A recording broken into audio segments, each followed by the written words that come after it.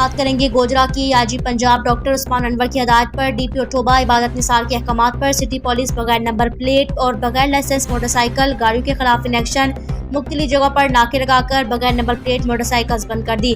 DPO Toba इबादत निसार के हुक्म पर बढ़ती हुई वारदातों के पेश नजर DSP Aftab Ahmed Siddiqui in action शहर भर में बगैर नंबर प्लेट और बगैर लाइसेंस गाड़ियों के खिलाफ सिटी पुलिस का क्रैकडाउन। नंबर प्लेट न होने की वजह से मुतअद्दिद मोटरसाइकिल्स बंद कर दी गई। मशकूक अफराद को चेक किया। इस मौके पर सिटी पुलिस का कहना था किसी को हरगिज़ कानून हाथ में लेने की इजाज़त नहीं दी जाएगी।